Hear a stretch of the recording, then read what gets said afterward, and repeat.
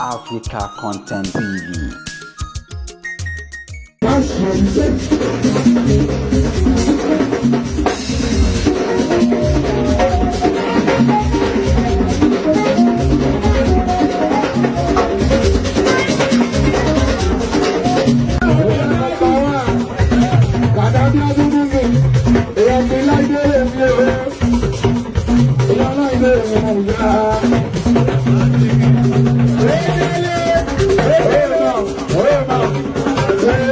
Ìṣeré láti di Canadian citizen.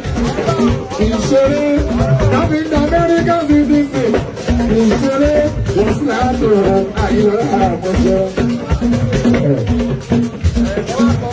Ìlàkùnkùn bá sí gbogbo tó lè tí wọ́n sì.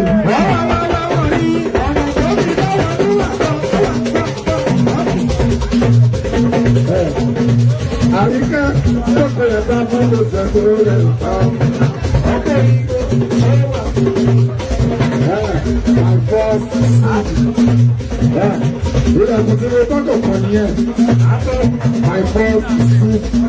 My first fruit.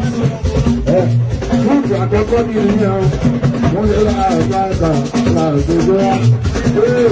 Ayé mú ọ̀rẹ́ náà o, ayé mú ọ̀rẹ́ náà. Ayé mú owó o, ayé mú owó. Ẹni tó lọ láti ta òun kò yà ló mú wa o. Ayé mú ọ̀rẹ́ náà o, ayé mú ọ̀rẹ́ náà. Ayé mú ọ̀rẹ́ náà o, ayé mú ọ̀rẹ́ náà. Ẹni tó lọ láti ta òun kò yà ló mú wa o. Àtúwàsí gẹ́gẹ́ bí ọjọ́ náà pé àtúwàsí wàásù láàbò ní ẹ̀gbọ́n òkú bá sí iye àjẹpẹ́ abẹ́rẹ́dì nàbíyà ẹ̀yà àná olúyà ó bá bá o. Ìyá bí ọ̀làwọ̀ bá kó máa bá lọ sí bọ́ọ̀tù ojú sí iye olóògbé èmi ní sí kíláàsì náà.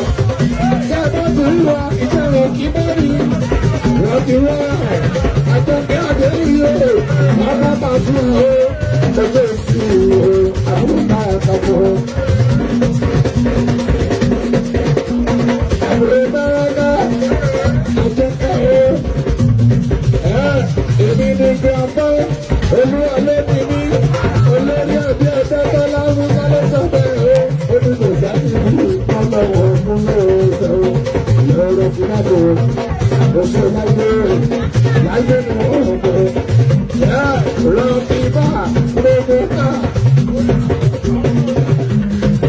Lọ́ọ̀kì ká oṣù ọlọ́run sẹ́ alára yìí.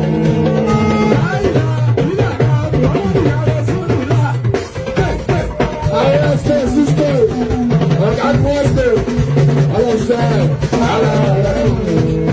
Ọlọ́run sẹ́ alára yìí.